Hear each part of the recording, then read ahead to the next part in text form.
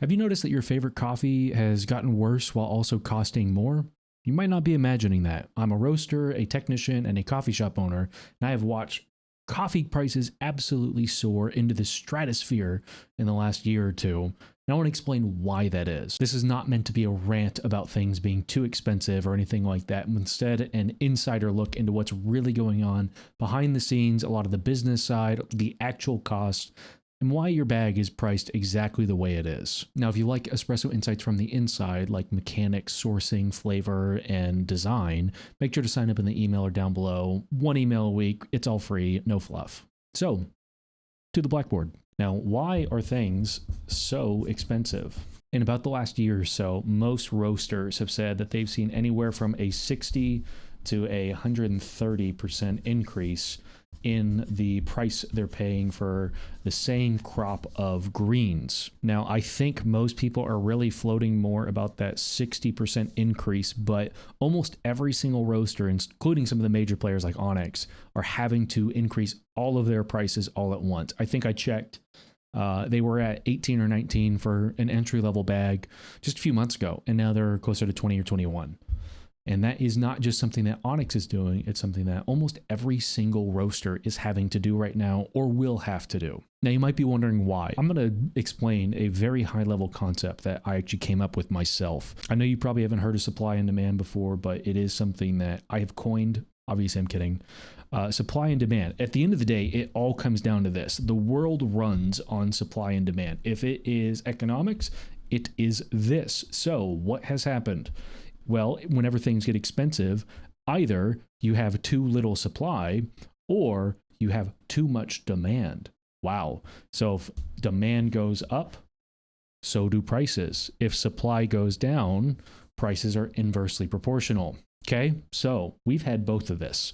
The big thing, Brazil is kind of the major player of coffee production in the world. Brazil has had some very, very terrible droughts and weather conditions. So they are way behind their normal production. The supply is down and the demand is high. So number one is big time droughts. And that's in Brazil. Now, as a forewarning, this is not like a one year thing and it's done. The droughts likely have killed a lot of the plants that produce coffee cherries, and those don't just pop up like a tomato plant. It takes several years for those to be ready to produce. So these droughts are likely going to impact all the way through 2026, if not later. But we are certainly feeling the effects of that now from the 23 and 24 droughts. Another thing that people don't like talking about is political unrest. Now, you might imagine, and this is not to get political, if you had a civil war in a country, the odds that you are able to export a luxury good effectively goes way, way down. But political unrest seriously hurts the exports. Also, guess what? People are waking up to the fact that coffee is good, so there is just more coffee drinkers these days. The actual money made in the coffee market has been going up forever, it feels like. And so the fact is that as more people drink coffee, the more demand there will be, and we still only have a limited supply of crops, and those crops are also going to take a lot of time to catch up. Even if there is a high demand for more beans, it's not something that can just immediately reach production lines. Also, if you don't know this, there's something called the U.S. coffee futures, I believe, and I'm going to do my best to get this right. I believe that back in 2020, the U.S. coffee futures were around 115.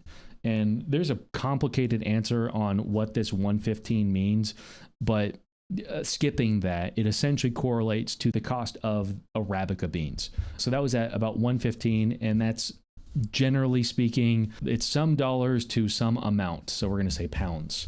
So it was at 115.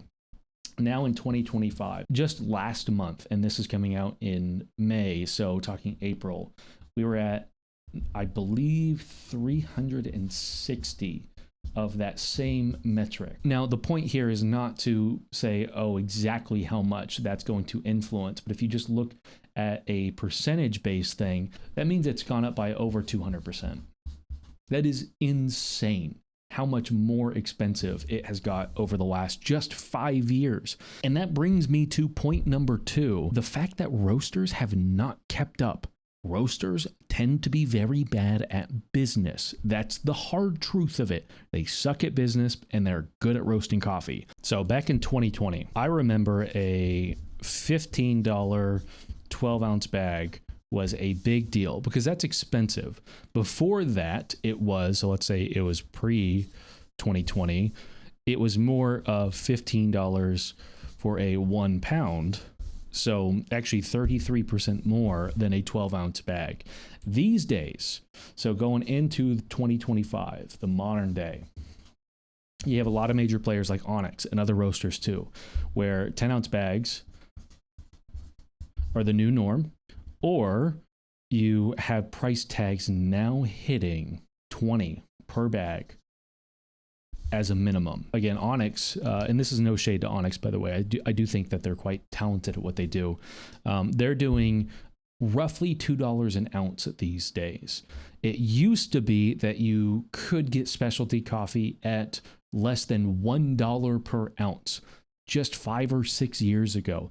That is a doubling in price in about 6 years. I wonder why. It's the supply-demand curve. I'm going to write it again. Because we have such a rough climate right now, especially with Brazil being hurt so bad in terms of exports, and a very high demand, especially with the growing coffee scene. Look at how coffee YouTubers have exploded in the last 3 to 4 years. Now there's entry grade everything in terms of espresso, and you can achieve really high-end results from home. There is a giant coalition of people who are seeking the higher grades, who are becoming coffee drinkers for the first time. Because for the first time in maybe starting about 15 years ago, coffee in general doesn't have to suck. It can be really good. And now that it can be really good, people are enjoying it and drinking it more often. We're becoming a caffeine addicted world, and I am here for it. But there are a couple of major factors I want to talk about for roasters specifically. One is what's known as replacement costs. So the price and the way a lot of, there's arguments online all the time about this. I might have managed to secure a box of coffee for $300 originally, but if I were to buy that again, it is now $400. So the question is, what do I charge? The ethical side of you wants to say that you end up charging this $300 mark, which I totally get. Like you want to charge people based on how much it cost you, but there's a big issue with that. Assuming that you have a business that's largely at stasis, you're not trying to push for profits, and a lot of smaller roasters are not trying to become millionaires. They're in it for love of the game. What you need to be able to do is keep up with your current demand. And that means that even though you could, in theory, charge the $300 a box price, that means that you're only able to afford 75% of your new box that you need to buy to cover it, but you can't. So what's now happening is I am losing inventory while not necessarily increasing my profits by a major margin, because I am charging a lower rate based on yesterday's cost rather than today's. Unfortunately, the name of the game is you need to have 100%, if not higher, of your replacement costs covered with today's pricing. That way, things don't quadruple. And then all of a sudden it's like, oh my gosh, I actually just don't have money for coffee anymore and have to take on a bank loan just for inventory. So while the $300 answer is probably more ethical, in the sense that you want to charge what you paid for it, this is the only way for a business to survive often. Again, there's going to be roasters on both sides of this. And what you should do as a roaster is try to backlog stock at the $300 price whenever you know a $400 price is coming. So if I can create a backlog and then ride out whatever increases. Like, let's just say it was a bad crop and it's only one bad crop. Maybe I can buy a ton at this year's price and then slowly weather that storm to where instead of having to charge the full 400, I might be able to charge a 325 kind of price tag and just be kinder to customers in that way, because I had the foresight to backlog at a better price knowing that there was worse crops coming. So now I can keep my prices lower, and then hopefully into the future you get some return to normalcy. Maybe it is 325 or maybe even all the way back down to 300 or lower, depending on how bad that year was. So that's the one thing with replacement costs. The next thing is somewhat controversial. Roasters undercharge. Now, again, I am not talking about the corporate overlords. I'm talking about your local specialty roasters. So what I have seen people do time and time and time again, and I have done this myself, is I see a $1 symbol going to a $2 symbol, so prices increase. And I am scared that the increase in price means that my customers are now really angry and sad with me. And then instead of ordering again, they just break the relationship. So what I'm going to do in this situation is I am going to go from a $1 price tag to a $1 and a sliver of one, in hopes that my customers are happy and understanding, and then will continue to be happy and understanding into the future. But what does this do to your roaster? It makes your roaster this guy right here, because what has happened repeatedly over the last several years is this game is played over and over and over again, and where your roaster was making margins in the ballpark of like 10 to 15%. They don't make big margins, and I'm going to explain all that in a little bit. They now are making 5, 3, -2% because they did this too much. And so you're faced with the decision. Do you go out of business or do you charge way more? Playing catch up. It is catch up. It is not price gouging. But at the end of the day, because supply and demand is king, what we are now doing is just trying to survive, because we no longer have money, because we kept charging the $300 a box whenever instead of it being $400, it's now $600. Things are double, and we're still trying to charge a $300 and play this dumb little game where we don't increase prices enough. It's going way faster than we can handle, and I will show you percentages how fast it has gone, especially over the last 5 years, and why it's so impossible for roasters to keep up without making everyone mad. Then every roaster plays this race to the bottom game. Turns out if you can't keep food on the table and the lights on, you have to cut costs somewhere. And it's either you charge more or you cut costs because of supply and demand going up. And the general consensus is either go out of business with integrity or cut costs. Those are the two options. Now, again, I know a lot of people make fun of Onyx for how expensive they are. They have done the smart third option and charge appropriately. So here's the catch-22 of all of it. How do you handle this as a roaster? Again, you either need to charge more, cut cost, or close. I know there's going to be comment section warriors saying, well, what about this? That's fine. You can argue. I want to give you just a very quick real hand example, specifically for Brazil coffee. Brazil was one of the first origins I ever roasted, at least at a professional level. And so back in 2020, I managed to get a 65-pound box. That was a terrible B, for $154.05. Yeah. If I were to go, man, I'm imprinting. If I were to go back and buy that same crop from the same supplier today, that 65-pound box is now $390 flat. Do you see the problem there? Do you believe that I have over doubled my prices, almost tripled my prices based off of the green coffee? Or do you think that that coffee saw maybe a 40% increase over the last 5 years? it's the latter, because I play the dumb game too. On top of everything else getting more expensive in general, the cost of bags is up, the cost of labor is up, the cost of gas is up, the cost of insurance is up, of rent, of everything. And so if we're giving a more fair price increase, we ought to be up about 100%, but we're not, because we don't do that. Yay. So again, I ask, do you adjust or close? This is the great question that has plagued roasters. Now, a very quick caveat I want to make before I get into this point is not all roasters, and in fact, I would say most local roasters will not cut quality. But in light of the title of this video, there are a lot of particularly larger roasters who said costs go up.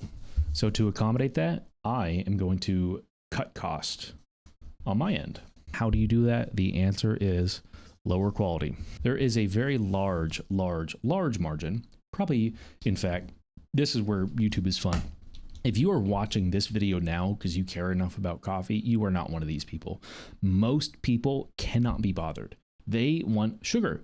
Sugar is tasty. Sugar makes you happy. We'll happily get a 70-gram sugar bomb from insert whatever large franchise that sells frappes. And it turns out once you do that, you can lower quality and no one will know. There's also a lot of people out there who just want something that tastes burnt, okay? And they'll spend money on it. If it tastes burnt but smooth and burnt, that's a legendary cup of coffee to them. The amount of people who say, I want a floral, lychee, honey, anaerobic. I'm making this number up, but I'm going to say you're in the 0.3% of coffee drinkers. That's probably who you are. 0.3%. If I am trying to start a business or make money, guess who I am not catering to? 0.3%. Whenever I have a very large audience of people who has discretionary income and doesn't really care about quality, maybe more in the 60%. And what they want is sugar. Sugar is the great drug, more so than caffeine. So has your cup got worse? Maybe, depending on where you got it from. Most small local specialty roasters have not cut costs, but there are also a lot that have. So things have gotten more expensive, and the solution for many has been also just to make things cheaper on their end so they don't have to charge you as much. A lot of times it's out of not making customers mad. It's very understandable. Full transparency, most of what we deal with is not the crazy stuff. I happen to have a bit of a boring palate, and I like medium roast that focus on balance. That's my thing. That's what I built the company on, because I like that. I'm not going to sell you something that I wouldn't personally enjoy. I'm not saying any roasters are bad, and I'm not even saying that they're bad for bringing in some slightly cheaper beans. But if they were built on very expensive stuff today is very uneconomical for most people. And so they might have to not source those in. So while you're feeling like the quality is dropping, what's really happening is you don't want to pay those price tags, and they know it.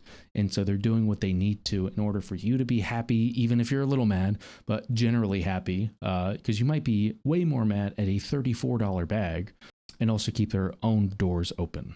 So we're going to play a little game, okay? And I want you to think right now of all of the costs that go into the bag of coffee sitting on your coffee bar right now, okay? Just start thinking through those. Obviously, greens probably came up in your head. And right now for greens, it seems like a lot of specialty roasters, myself included, are paying anywhere from $6 to $10 per pound for a pretty good bag. Now, on top of this, there is usually about a 12% moisture loss whenever you roast coffee. So you're going to lose 12% of the weight. So we're really only getting 88% yield. And so you could just imagine that ends up bumping up the cost of your bag. Number 2 is things like gas or roaster inputs. And this is specifically talking about your roaster. A lot of electric ones will even say what the kilowatt per hour cost is per pound of coffee, or you have gas. Your next one is just general equipment. A lot of people don't think that you have a sealer, scales, bagger, if you are so lucky, which I am not, label printer, or you have to source in labels. And on top of that, you have things like de-stoners, which I hope you're getting coffee from a de-stone roaster, which end up costing somewhere in the ballpark of like $2,100 for entry grade. You have your roaster itself, which usually people are spending about $20K plus to get into with a decent roaster. Now you can start with a smaller one, and that's great. I actually bought used and I paid closer to $10,000 for mine, but it requires more maintenance. And so you can see how these things all add up to where all in you might be in 30 or 40K just to open up the door, not including ventilation installs or inspections or anything like that. The next thing is labor. Turns out this is expensive. Now, a lot of one-man shows, that's fine. You can work for free, technically, though you ought to hopefully pay yourself. And let's just say you're going for like $20 an hour, which is actually less than a lot of roasters get paid in terms of if you were a bigger company and you were to bring in a roaster, $20 per hour for such a specialized skill set is not that high. Let's just say we're going to do that across 160 hours in a month. That ends up being $3,200. And let's say that's your rate. Maybe that's how much you're hoping to make in a month, because most don't even get that much, especially in the first couple of years. Eventually, you hopefully make a lot of money, but let's just say it's $3,200 a month, and you're in that much on your roaster, that much on your de-stoner, your equipment, all of this stuff degrades and sometimes needs to be replaced. You might have costs associated with your design and branding if you do that. I did it all myself and found ways to be really cheap with my label making and all that stuff. You also just have general overhead, which people do not want to talk about. And I'm actually going to split this one out a little bit. You're going to have internet. You might have phone. You have rent. You have electricity. If you have gas, you got gas. You have insurance. Usually you have some kind of health department fees. You have software. So like having a website might cost you 30 or 40 a month. General licensure. And then any other kind of permitting that you may need. And then even just state level LLC filings, whatever. And then the last one is any kind of shipping costs that you end up eating, which most do, because shipping is freaking expensive. So with all of this in mind, maybe you can see a $22 price tag becoming a reality. Now, I want to address something that I've seen people on like Reddit and YouTube comments say that actually kind of ticks me off. Price gouging, okay? I've seen a lot of people out there say that roasters price gouge. And maybe there are some that do. Most small specialty roasters will hit that $20 per bag mark and then get price gouging comments. It turns out running a business is not cheap. You can kind of do the math on what this looks like. Let's say either you pay yourself that much, $3,200 a month, or you have an employee that you need to pay. Great. $3,200 a month, plus taxes, which there's a lot of taxes involved in that. Rent, let's say you have to pay $3,000 a month for your facility. Between internet, phone, gas, and electricity, depending on where you're at, that might be $750. Insurance is probably gonna be around $250 or more. Health department ends up being about $30 a month. For software, you might end up paying something in the ballpark of $100 a month, and licensure might be similar. It does not include design and branding, or your shipping cost, or maintenance, or the fact that you need to amortize your roaster and your de-stoner and all that stuff across the time. And then on top of that, you have $7.50, let's say on average, per pound roasted. Fixed cost, I'm just going to ballpark. Let's say your fixed costs are $9,000 per month. You could imagine now for the cost of my greens, and let's also not forget that I need a bag and a label. And each one of these there is some level of payroll, but I'm probably in this bag. If it's a pound, it's going to be closer to $9. But if it's a 12-ounce bag, I might be in this closer to $7.75, depending on what it is. I also need to cover the additional $9,000 a month of fixed costs that I have and labor and things like that. Now, let's say, just being real, if you sold 1,000 bags in a month, that is a lot. That is a lot of bags of coffee. In wholesale, you get way better margin, so it's a lot harder. Let's say you are selling 1,000 bags in a month. and I have $9,000 of overhead. Just some quick math for you. That means I am putting $9 per bag towards the fixed cost. So if we add on that $7.75 per 12 ounce, okay, that means I'm in, we're going to do it down here.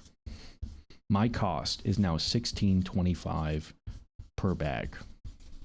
So if I'm at $16.25 per bag, here's the hard truth. If I were to charge $20